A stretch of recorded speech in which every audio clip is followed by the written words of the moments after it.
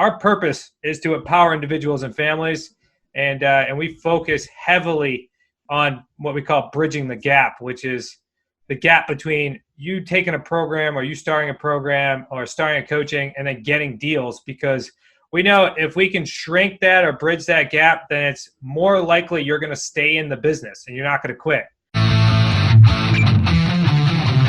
You're listening to Investing for Good, a show that brings you the stories and strategies of people who are investing to build a legacy for their families, create a meaningful and intentional life by design, and impact the world around them.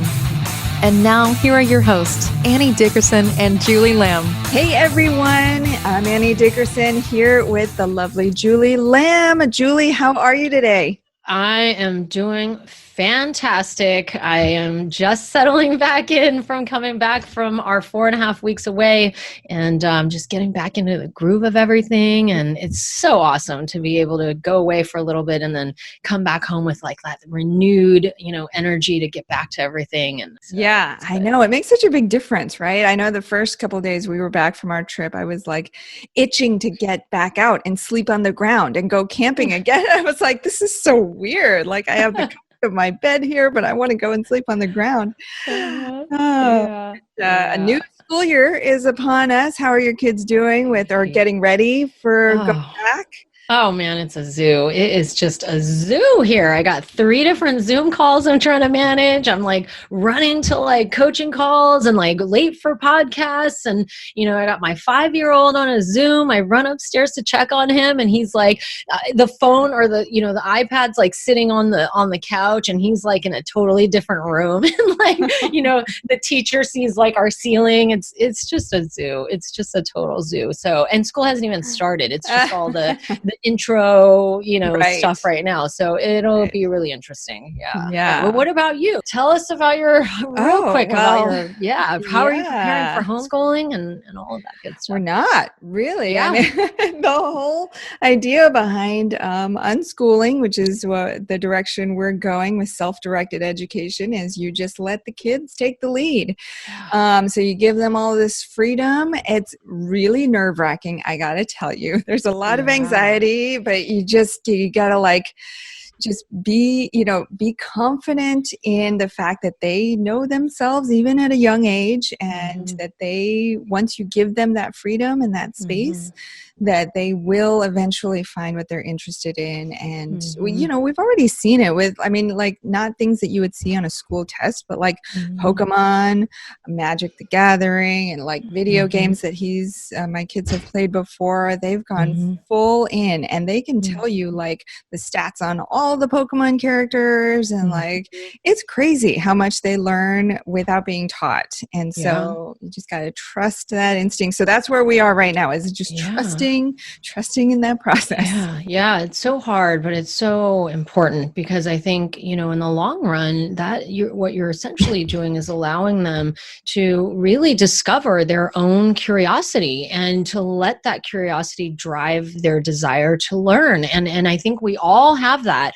And we all had that as children. And then we're sort of conditioned as we move through the traditional school system to really stifle that desire to learn. And it's so heartbreaking. And I know, because I was one of those kids who makes it all the way to high school and then college. And you sit there and it's just like this feeling of like, now what? And not feeling like excited to learn some more. It's just like, oh, what is the next thing? Like, tell me there's something good at the end of all of this. And so that's super exciting.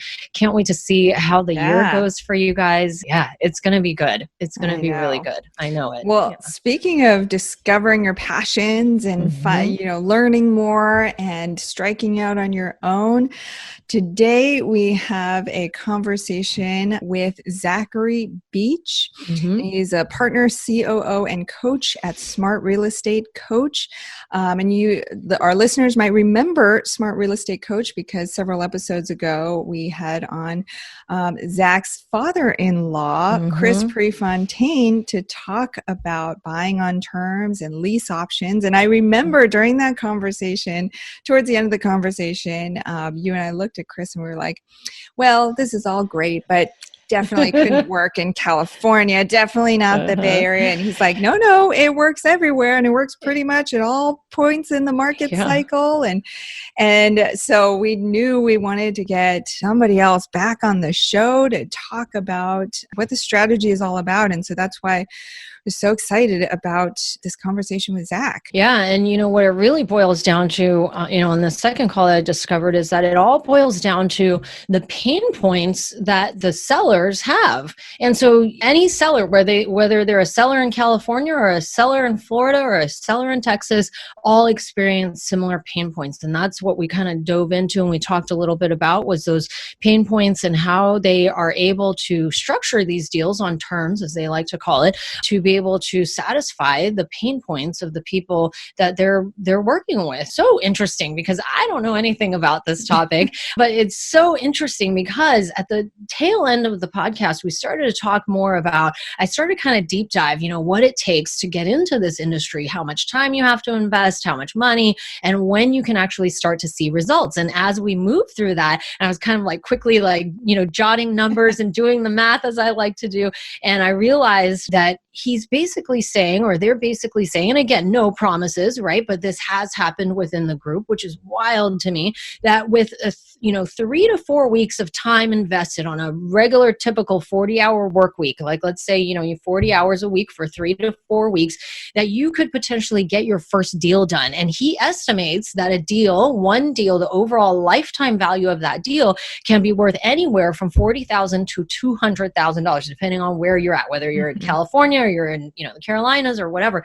But when you think about that, when you think about 3 to 4 weeks worth of your full-time job, that you could do this in this industry in that time span and close a deal and get it done and make that kind of money is wild. And that's the kind of stuff that I love helping our audience and, the people in our network learn about are these types of things. And what I love about real estate is that you can get so creative, really depending on your, time allotment, your financial, abilities and just your skill sets too. And you merge all of those together and you can find something in real estate that kind of fits you. And so it was so fun diving in with him and learning a little bit more about this strategy. Yeah, it's so cool how there's so many facets to real estate, and really anyone who's interested can find their place in real estate. So in this conversation with Zach, of course, we dive into lease options and buying on terms and seller financing. But for any of our listeners out there who might be interested in passive investing and real estate syndications, and you haven't gotten a copy of our book, Investing for Good, you can get yours for free. Just text the word book to 41404. Again, that's just text the word book to 41404. All right. Well, without further ado, here is our conversation with Zach Beach. Zachary, welcome to the show. How are you? I am awesome, Annie and Julie. I appreciate you having me on. I'm excited. As I was saying offline, end of my day, so I'm going to give you everything I got because I don't have to worry about anything after this. Nice. Fantastic. Now, Zach, we had your father-in-law, Chris Prefontaine, on the show several episodes ago, and we were fascinated by what he was talking about, and we'll dig into that further in a bit. But first, we want to focus on you and your story, because I know you've got a very unique story. You've done hundreds of successful real estate deals, and you coach others who are getting started in real estate. And you've been in this for 5 years, and you're 30 now, is that right? Just turned 30 this summer. Just turned 30. Oh my gosh. So you've had a ton of success in that time. So take us back to the beginning. Take us back 5 years ago to the beginning of your real estate journey. I mean, at that point, did you always know that you wanted to get into real estate, or how did that come about? Oh, God, no. I had no idea I wanted to be in real estate. I'd come out of college and I had no idea what I wanted to do. So I live in Southern Rhode Island, and we happen to be in like a really nice tourist destination because I moved down here from Massachusetts. And I'm looking at it, I'm like, hey, you know what would be awesome is to bartend. It's like, look how much fun all the bartenders are having. So I had no idea what I wanted to do. Graduated with a marketing degree, didn't use anything. Just bartended for about 4 years. And I wanted to make some more cash, so I started personal training on the side. And as you can imagine, that like the times that you have to be up during both of those jobs are insane. So I'd bartend till like, I don't know, 2 or 3 in the morning. I'd get home and I'd have to be at the gym for about 5 in the morning to start training people. So like I didn't really sleep for about 4 years. I had long naps during the day hours. So it just got to a point where I was about 24 years old and I was getting burnt out. So I went to my father-in-law, Chris, who I know was involved in real estate for, I don't know, 20 years at that time. And I said, you got this small family business. Him and my brother-in-law were doing deals. Like Smart Real Estate Coach wasn't really a thought at that point. We were just doing our own real estate deals. So I went to him and said, hey, I don't know if I'm going to like real estate. I just have a feeling that's going to be a heck of a lot better than this. So in between those 2 jobs, I started doing cold calling to expired listings. So properties that came off the market. Did that for about, say, 5 or 6 months on the side. And then April came around of that year and I cut off bartending. I cut off personal training because I was so burnt out. And I said, hey, I don't know if I'm even going to be good at this real estate thing, but let's see. So I jumped in with both feet, and 5 years later, here we are. Oh, man. I'm so curious about that because cold calling, right? It's like something that most people are so intimidated by. So you approach your father-in-law and you're like, okay, I might be interested in this. I want to try it out. And he's like, okay, here you go. Cold call these people. Were you like, no, thank you? Or were you like, yeah, I'm going to do this. I'm going to get in however I can. Oh, it's so funny because like when I coach students now, they're always like, you sound so good on the phone. And I'm like, you should have heard me when I first started. Like, nobody likes cold calling. Nobody likes talking to anybody they don't know, especially on the phone for some reason. I feel like we can all talk to people in person, but on the phone, it's like the weirdest thing. Mm-hmm. So, no, I hated it, and I was awful at it. But it's one of those things that if you can master the script, if you can just get some sort of comfort level there, get a couple small wins, meaning you get a couple sellers to say, hey, I'm open to hearing more. And then eventually it just starts building on that momentum. So just like everybody else, I mean, I'd call reluctance. I think that's like one of the number one things for real estate investors that for people that fail at the beginning, it's because they just can't get over that call reluctance. Like they're just not sure how to get through the call. So it just got to a certain point where I just made so many. And I actually spent about the first 2 years of my real estate investing career on the phone. I would be making phone calls to these expired listings or to for sale by owners for like 60 hours a week. So it just got to a certain point where that's where I lived. But it's helped me throughout the rest of my real estate investing career so far because I can pretty much talk to anybody on the phone and have understood all those dynamics. And then it just makes it real easy for me to be able to teach the next person how to master the phone in the future, which is a key skill. And what were you cold calling for? What were you looking for when you were calling people? Yeah, so we buy and sell on terms. So which means either lease options, owner financing, or buying properties subject to the existing loan. And maybe we'll dive a little further in that. But I know Chris probably gave you at least some surface level information a couple episodes ago. So really what I'm looking for is some key information. I'm looking for motivation. I'm looking for some financials on the property to determine if it's a good fit for us to buy. And I'm also just looking at the property itself, which tends to be third on my list because in all honesty, if there's not a high enough motivation and the financials aren't right, or if we can't solve their problem, then the property really doesn't matter. It's actually, which a lot of people, this doesn't occur to them for a while until you've been in real estate investing. Really, the property itself actually doesn't matter. It's the terms that you can create that actually make the deal good or not. You know, something that Chris said when we talked to him, we spent this whole show talking about, what does it mean, lease options and buying on terms and all of this stuff. And then at the end of the show, I remember, and Julie, maybe you remember this too, we were like, oh no, well, this is all fine and good, but we live in California and this definitely couldn't work here. And he's like, no, this can work anywhere, like expensive markets and less expensive markets, it can work anywhere. So tell us about that. Tell us a little bit more about each of those 3 things that you mentioned. And then how is it that they can work anywhere? Well, the overall encompassing effect is there's people out there in every market that are having trouble selling, even in a hot market. And then, of course, on the buyer side, there's buyers out there that can't qualify for loans. So if you can solve a seller's problem, then you have a deal. Now, it doesn't, when I say problem, it doesn't have to be a negative thing. This could be, we buy a lot of properties from people that have free and clear homes, meaning there's no mortgage or debt on the house. And we buy a lot of them on owner financing. So meaning the seller is willing to finance the property and hold the first position or a mortgage on it for us. And their challenge tends to be that they want the most equity out of the house. And they know if they go sell it traditionally, then they're going to have to pay a realtor. They're going to typically have to pay a lot of closing costs. And they're going to have to continue to pay their taxes. In certain areas, I'm sure in California, the taxes are extremely high. So we take away a lot of that pain and provide them with what they're trying to accomplish there.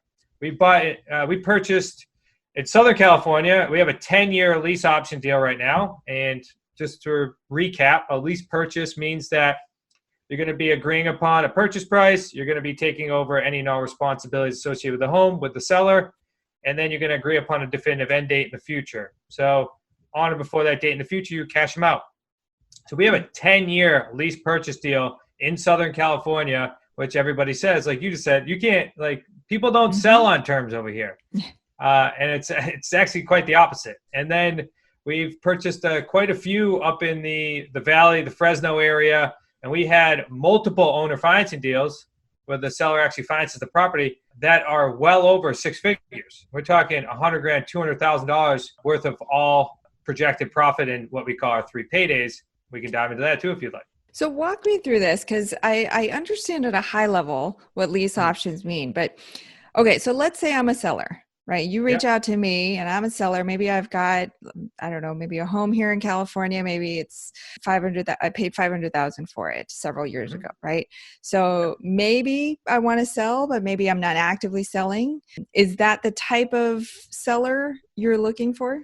Not always, unless that's like a second home of yours and you'd be willing to release it. But most of the sellers, so if we're looking at like lead sources in which we acquire leads from or potential buying the property, it's people that have been on the market before, so expired listing. So they've been on with a realtor for some reason or another, they weren't able to sell it, and now it's expired.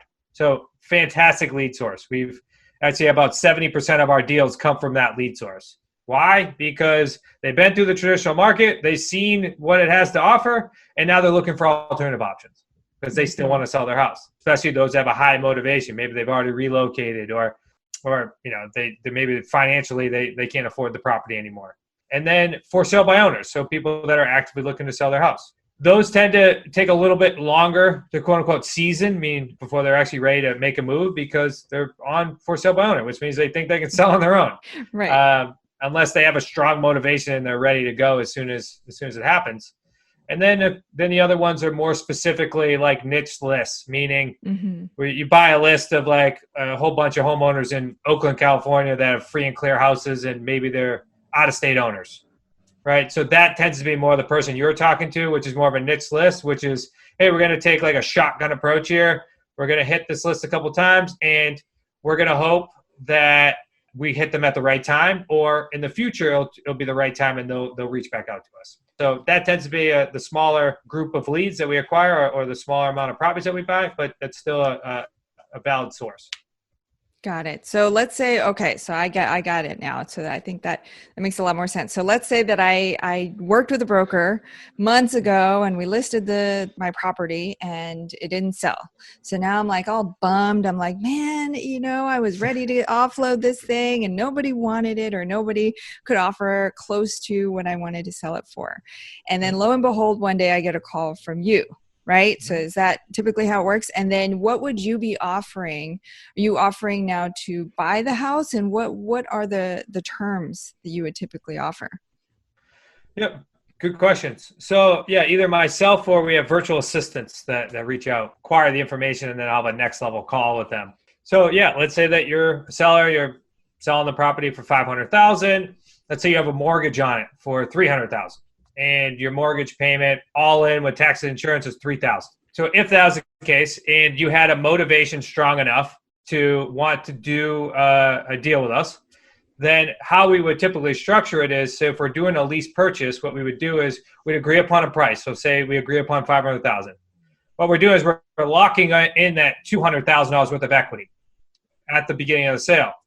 then we're going to take over any and all responsibilities, including that mortgage payment. So we'll be making that $3,000 a month. And then we'll agree upon a term. So I typically will ask somebody, what's the longest term you're willing to go? Because, the longer the term, the more profit that's in the deal, but also it has some protection associated with it as well. Because when we go to sell it on the back end, we do have a very high success rate. But if a buyer defaults, we still have plenty of room to pivot in that. And what I mean is we could place another tenant buyer in there. We could sell it traditionally. But in the end, we'd be getting you cashed out. So real important with these types of deals are you're getting the benefit of the principal pay down. So, which is real important. So say out of that $3,000 a month payment, it's a 30-year mortgage. You're in year 15 and you get $1,000 every month coming off. Because you've locked in that $200,000 with equity, every payment that you make as an investor, you get $1,000 coming off the principal.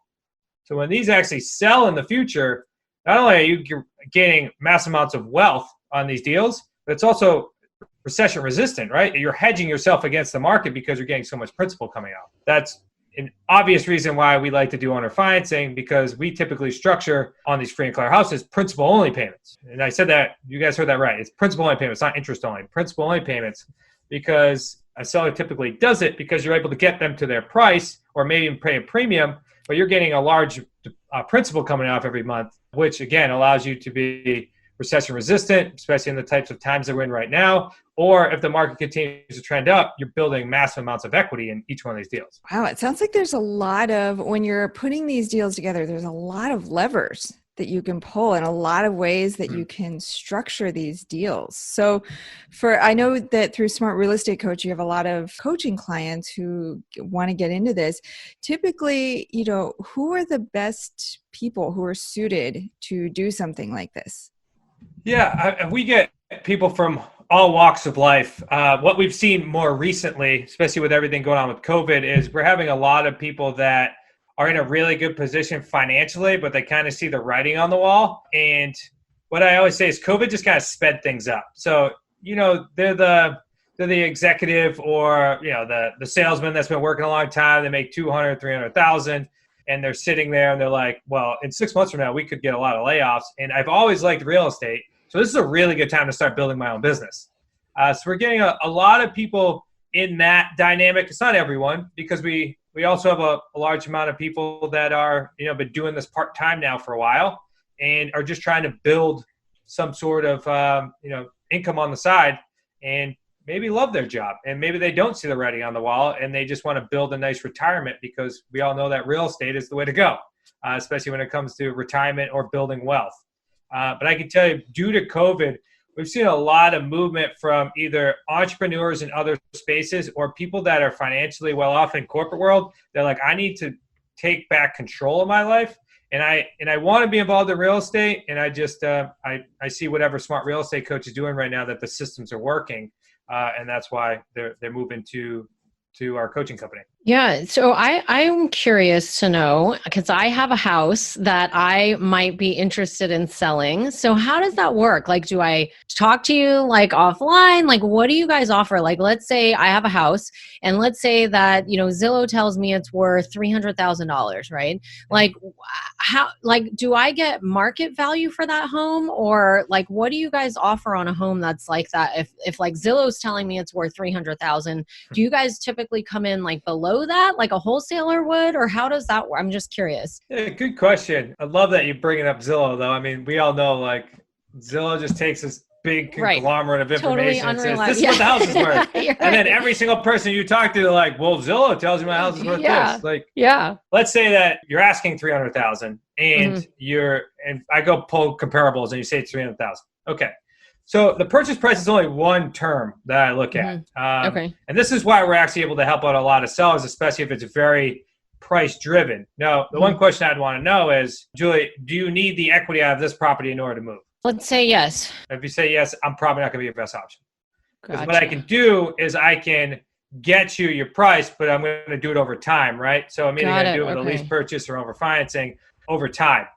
So that's a main thing I always want to know, because we're in I always want to be, from a sales standpoint, in a disqualification process. Because Julia, you said, hey, no matter what, I need my equity to move, and it's likely that you take less just to move on. Right. Then of course I'm not your best option. Now, if you said, I would like my equity, well, of course, 99% of the people I buy from want their equity. I mean, when I sell a house, I want full price, no closing cost, like close in 30 days, cash sale. Of course, we all want it. Yeah. But if the reality is that maybe you have another motivation or another challenge that you're facing that I can help solve, and you don't need your equity today, then of course we could continue talking, right? Let's say you already moved and you got this $300,000 house sitting there and you're like, hey, actually, like, this house is fine. I don't need my equity. I'm having more of like a real estate problem right now, meaning like I have this house and I don't know what to do with it. So look, if you get me my price, or if we can at least agree upon something in which is close to my price,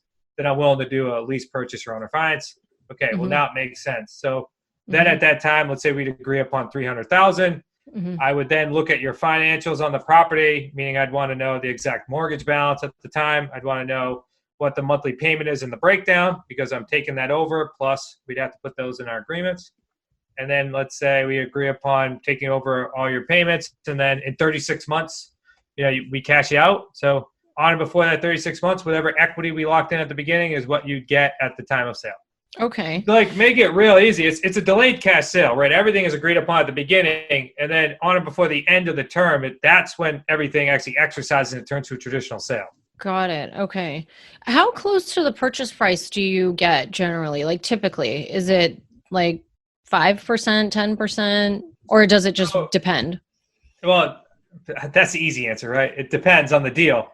So let's say you said, I need my purchase price, and then I go pull comps and I realize that you're probably overpriced. And I would say, all right, well, I can do that, but I need 5 years. Or so we can start playing with terms, or maybe it's free and clear, and I could say, well, I could do your purchase price, but I need like a monthly payment of X, because if I'm going to make my money, it's not going to be on the purchase price. It's going to be on the spread every month. So we play, like you said, we play with different levers, because it's not all about one thing. It's the deal in its entirety. And that's why we can solve a lot of people's problems and challenges that the traditional market can't, because traditionally, right, what we all know is, all right, go list with a realtor, we go sell our property. If the realtor can get our price, or more realistically, if they can get 95 to 90% of our price, then we're happy. And then they get their commission, we all walk away. Or a wholesaler calls you up and says, hey, you want $300,000? Well, I can give you $150 right now, and you got your cash, you can move on. Well, if you're not okay with either one of those options, well, that's when our terms options become really good, because you're like, look, as long as I can wait, I can get more money. Or, this guy can take care of my property if I get X price, or I don't have to pay commissions, but I just have to wait some time. So it's all about crafting up terms that both us and the seller can live with. And it's good for you, because if you can lock in a purchase price that is lower than what it could be in like 3 years or whatever, then you're actually getting a deal, right? Or am I understanding that right? Or is in a perfect world, yes, right? Because that'd be under the assumption that every market that we're buying is appreciating. What's important is, especially for the investors out there, look, we're locking in a specific amount of equity, because because let's say you're asking $300,000 and you owe $200,000, we're giving you $100,000 at the end of the term. That way we get the principal pay down. That's a big deal, and a lot of investors that even do terms or lease options are missing right now. They're not benefiting from that principal pay down, and that is a huge hedge against the market, and that's wealth building written all over it. So if I get 5 years on this and I only get to owe you $100,000 at the end, I may have built in $30,000, $40,000, $50,000 that I'm going to get when this house cashes out in the future. What's the volume of deals that you guys are doing every year?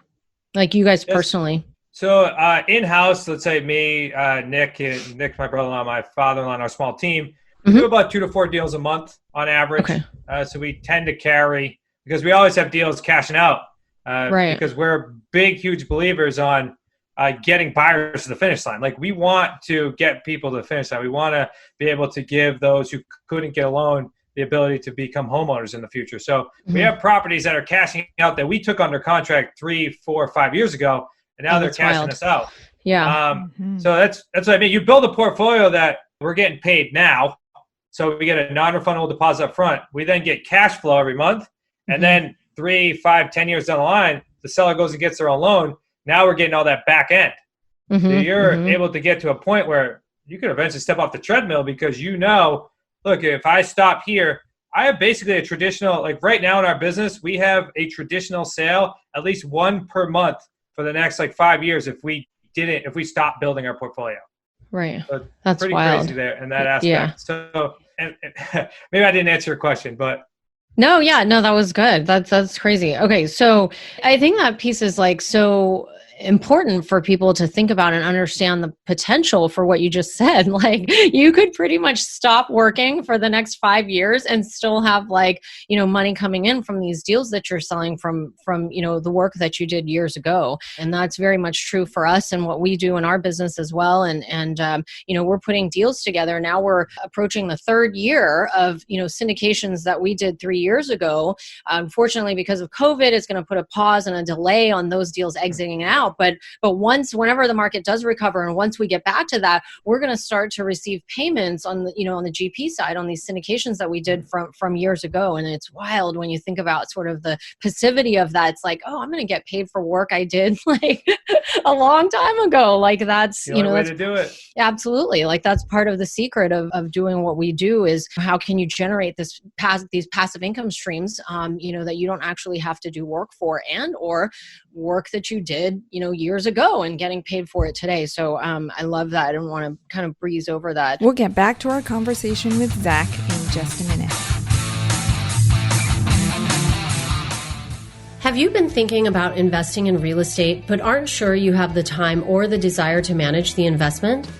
Perhaps you're afraid, like we were, that you'll make the mistake of choosing the wrong mortgage or the wrong team and lose your entire investment. Well, that's exactly why we created the Goodegg Investor Club. We do the work of identifying solid real estate investment opportunities in the best markets around the country and then partner with you to acquire these investments, and then we'll all share in the returns. We'll identify the growing markets, strong, experienced teams, and the solid deals. We do all the heavy lifting of managing the tenants and the renovations, and as a passive partner, you get to enjoy all the benefits of investing in real estate, monthly cash flow, long-term appreciation, and the ongoing tax benefits. When we first discovered passive investing through real estate syndications, we realized it fit perfectly into our busy lives. We could put our money to work for our families, work less, and get more time back in our days so that we could focus on what matters most and discover our true passion and purpose in life. We've now helped hundreds of people invest passively in real estate syndications and are seeing the positive impact it's had on their lives.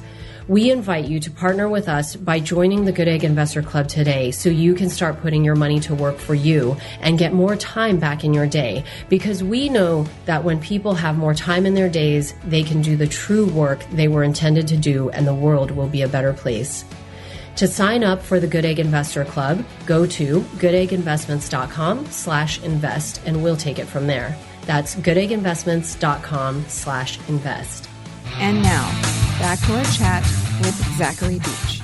So when you take over the home, does the loan transfer to you guys as well? Or how does that piece of it work? Yeah, so on a lease purchase, the title is staying in the seller's name. We're just contractually obligated for making the payment and 100% responsible for the house. So think of it as like Uber, right? Uber has all these taxis that they don't own.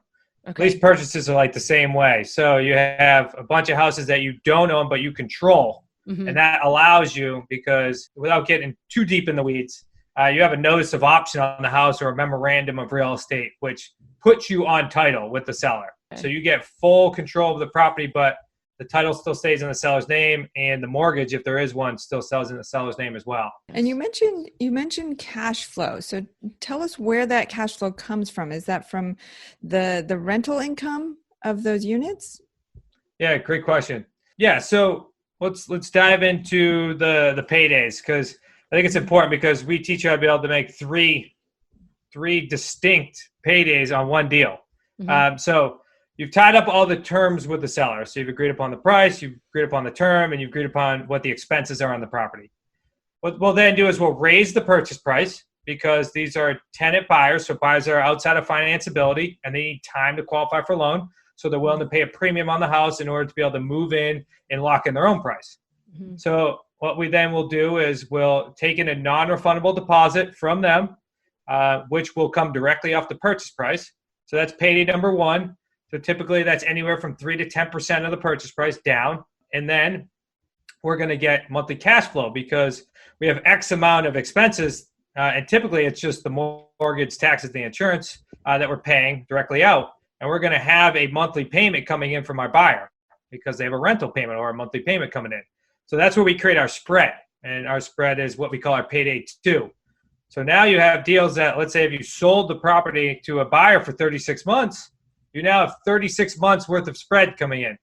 And remember, you're not a landlord in this position either. You're selling these property to tenant buyers on rent-to-own programs. So you're not responsible for anything. The buyer's inheriting the responsibility of the entire property. So you're not getting calls in the middle of the night. You're not worrying about if the furnace breaks, anything like that. They know they're responsible for all of that. So you're just collecting a paycheck. And then the third payday is, we talked about this a couple of times, is the principal pay down that you've received that's gone down. And that will, of course, depend upon the loan or if there isn't a loan on the property. And then any additional premium that may be left over from the beginning. So now you get your third payday on that deal. So on average, just using our in-house, so we buy in southern New England, is roughly $78,000 all 3 paydays, so per deal. So as you see, if you start accumulating all these properties, you're now able to not only get paid 3 to 5 to 10 years down the line, you're going to start seeing your portfolio show not only cash flow, but deposits and then cash outs. So you can really start making this business super predictable, especially if you have an idea in mind of how much revenue you want to increase or how much net profit you want. You can start to clearly see, if I stack this many deals, I'll require this. So really cool way to be able to build out a portfolio. And the kicker of the whole thing is, out of our properties, I think we typically carry between 50 and 60. We've probably given a deposit on, 5, 6 of them. And I'm talking like minimum. We had a conference, or what we call a QLS Live event, last September, and we had over $22 to $24 million worth of controlled property in the room. And I think there was maybe 3 people that put down a deposit larger than $500. So we're buying these things with little to no money down, without using our own cash, without using our own credit, and definitely without personally signing on anything. That's wild. So if someone was thinking about joining Smart Real Estate Coach and they were like, okay, if someone listening is thinking, okay, this is definitely for me. I fall into that category. I have the time bandwidth. It's, super interesting to me. What does it look like for somebody to get started, like a financial investment? What does that look like? And then also, what does the time investment look like for somebody who's thinking about getting into this and being coached by you guys? Yeah, so it's going to depend upon, so from a coaching standpoint and a financial investment, we have multiple levels. So it just really depends on what their commitment level would be. And then from like a monthly standpoint of like running this business, about doing, say, a deal to 2 a month, I mean, you're talking usually less than about $1,000 to run this business a month. The majority of that is actually going to come from virtual assistants. Very low overhead on this. And then I don't know if I was missing one of the questions. Oh, no, I was just asking about the time investment, like that somebody would have to think about putting into it. Like, I'm super busy. I've got, our business to run. We're doing, I'm doing personal deals. I've got syndications. I've got my kids, but it sounds like it's a good opportunity. I'm super curious to learn more about it. But if somebody was thinking about getting into it, I'm just curious on the time investment, because, some people, the way we always look at things in our business is, people come to us and either they've got more time or they've got more money, and depending on what, they have more of or less of or whatever they need, then it determines sort of which avenue we help them, kind of go down. And so I'm just curious on that time investment piece of it. Yeah, absolutely. So most people that come into the business typically have about 10 hours to dedicate. Okay. Now, your time and your goals are going to have to be relevant, right? This is a business model. It's not like a passive, like somebody isn't going to typically come in and give us like 50, 100, 200,000. We're going to give you an interest rate. Not from what we're talking about here with Smart Real Estate Coach. We teach you a system, a business model that you can either scale or choose not to, but we'll be able to set it up so it's super trackable and be able to grow it, especially your portfolio. So most people start with about 10 hours. I think that's a great place to start. And if you do have more capital, then I would be bringing in more virtual assistants, or at least start with at least 1 to 2, so they can do a lot of the little things like the admin and or making those outbound calls. So you're just speaking with people that are higher level. So that actually obviously advances you. So if you have additional capital, then put it in your business. That way you can grow it. And if you don't have as much capital, then you got to spend a little bit more time, like you were saying, inside your business. So I would say if you get about 10 hours, you're at a good place to start. Okay. And then how long would you say it takes for someone to start seeing results, at least the first couple of deals, getting that done, spending 10 hours a week? Yeah, that's a great question, because that is something that we are extremely focused on. What we call a time to first taking or time to first deal. So what we do is we track the first call that you make with your certified coach to when you get your first property under contract, then eventually to your first sold. And right now, it originally started 2 years ago, about 160 days. It's now averaging somewhere between 90 to 120 days, I would say, is on average. But over the last couple months, actually 2 days ago, we had a record that just got set, 27 days time to first property under contract down in South Carolina, Charleston area too. So talk about a hot market. Then we had 40 and 42 days, one's in Seattle, one's in Chicago. And then we had one in Connecticut, which was 55 days. So our system, our process, our community itself is shortening that time because we are so overly committed to it. Our purpose is to empower individuals and families, and we focus heavily on what we call bridging the gap, which is the gap between you taking a program or you starting a program or starting a coaching and then getting deals, because we know if we can shrink that or bridge that gap, then it's more likely you're going to stay in the business and you're not going to quit. It's unfortunate that so many people that have such great skills levels or come in, with a bang, just get discouraged because they're not getting the results. So we are overly focused on that.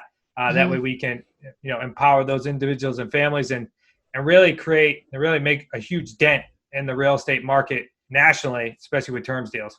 And all those sort of success stories, the time to the first deal, the 27 days and whatnot, do those people have any real estate experience, or are they coming fresh, or does it kind of vary?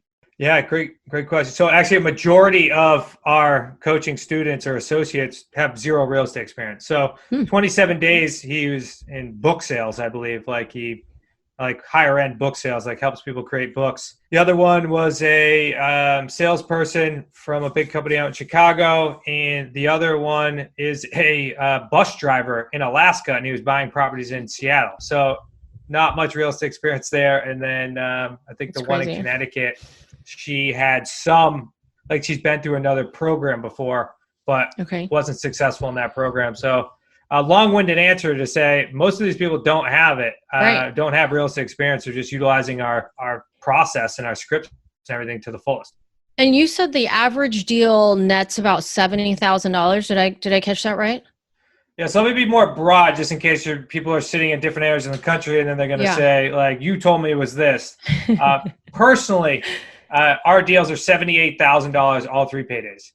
Okay. Nationally, when we look at our deals, we have deals that are averaging more in the $40,000 range in places in Arizona, lower end, up to $250,000, which I was mentioning out there in California. So it's a broader range, but we're encompassing because we have over 100 associates now nationally. So we're taking data from everywhere, and I would say ranges from 40 to about 250,000.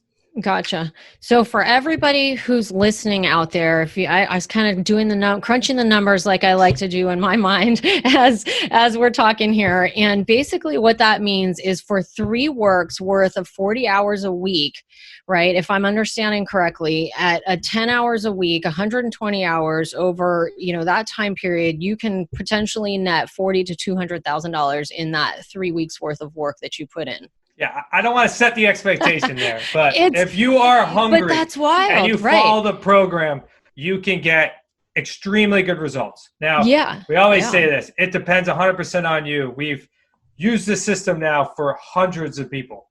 Totally. And everybody has varied results, but if we've seen those that are extremely dedicated and committed to the process, you can build a massive portfolio. And again, with little to no money down, So your upside is enormous compared to the downside. Right. And even if we're talking about like in a full-time month worth of working, that you get the low end of that at $40,000 per deal that you're closing, that's the value of your time.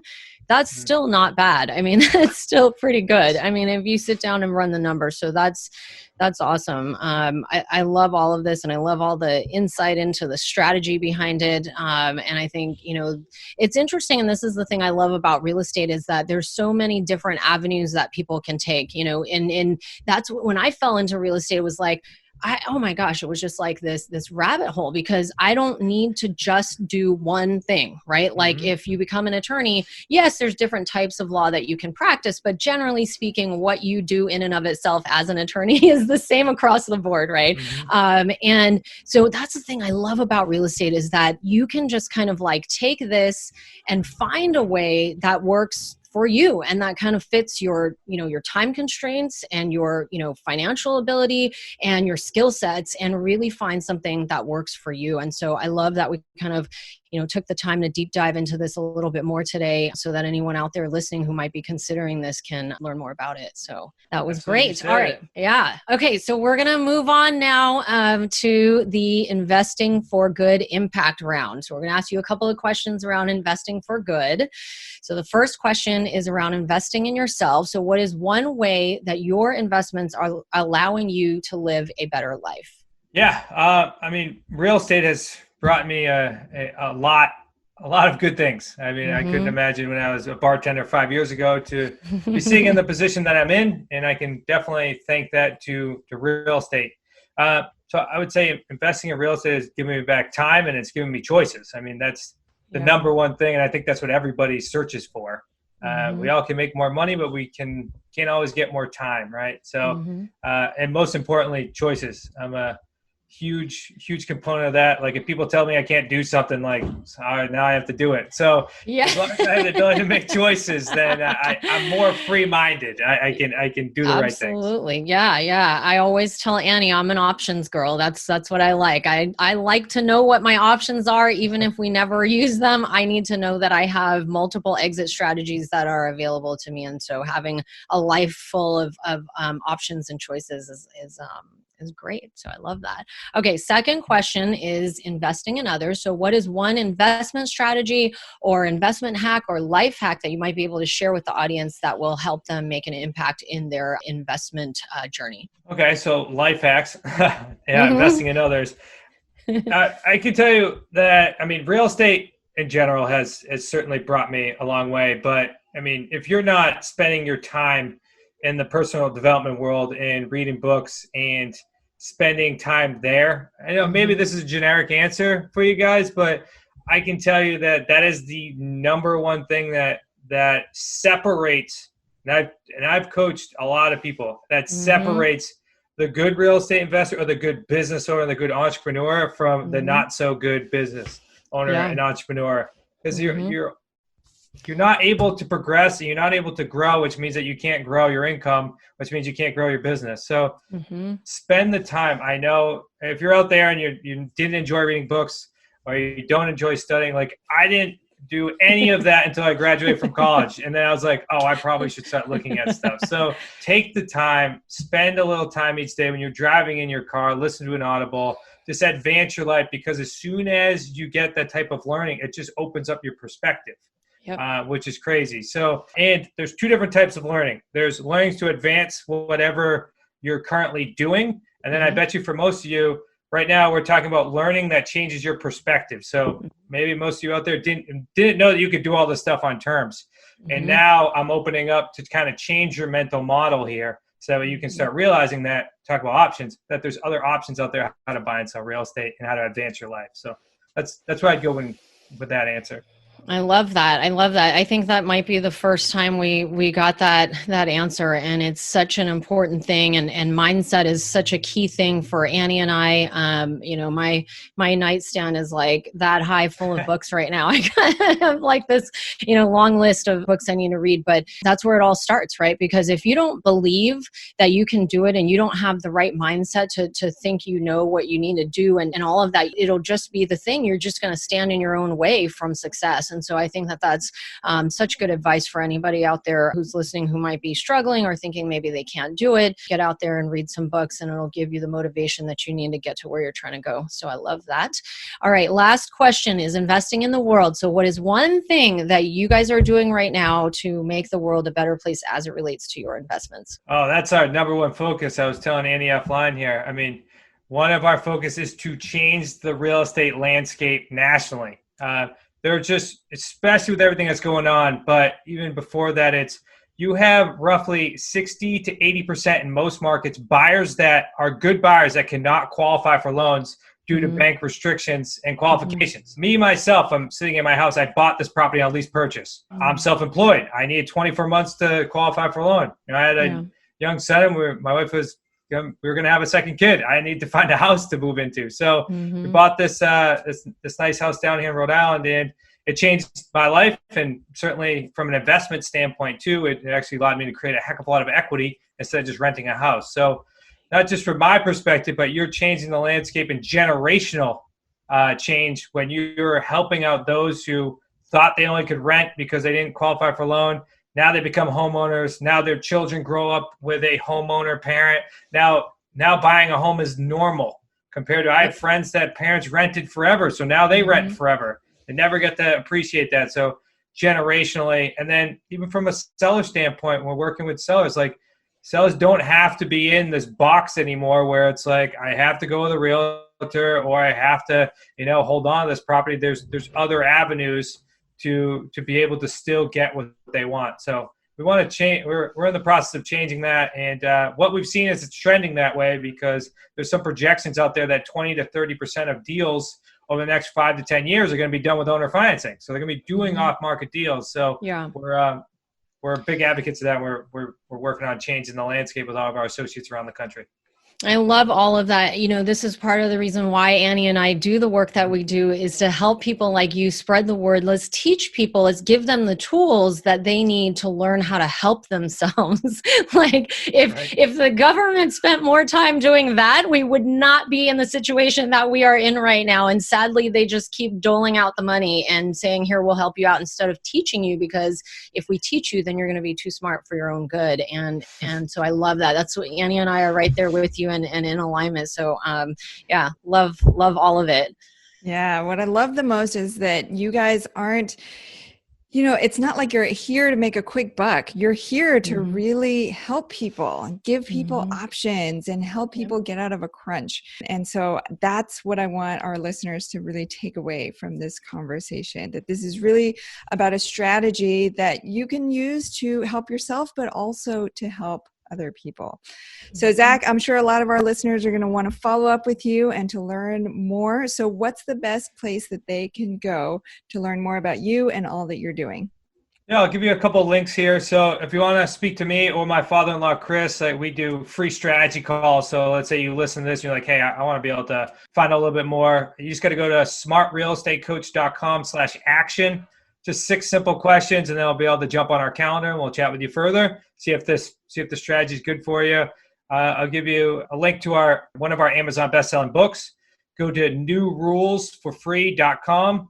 That's New Rules for Free. Me, Chris, and my brother-in-law Nick co-authored it. And then also, if you want to spend about 35 to 40 minutes just diving into this a little further, me and my father-in-law run a webinar. So just go to smartrealestatecoach.com/webinar. Be able to dive in a little further, and that'll also lead you down the path of hopping on a phone call with us as well. So hopefully that's enough resource for you guys to dive in, get your feet wet a little bit, and then we can see if it makes sense for us to continue chatting. That's perfect. We'll have all of those for our listeners in the show notes. Zachary Beach, partner, COO, and coach at Smart Real Estate Coach and best-selling author of The New Rules of Real Estate Investing. Thank you so much for being here with us today, Zach. Thank you very much for having me. You've been listening to Investing for Good, the #1 podcast for people like you who are investing to build a legacy for their families, create a meaningful and intentional life by design, and impact the world around them. For more resources, check out goodegginvestments.com/podcast. And be sure to join the Investing for Good Facebook community. And don't forget to subscribe and give us a 5-star review so we can continue to bring you amazing new conversations every week. Until next time, keep investing for good.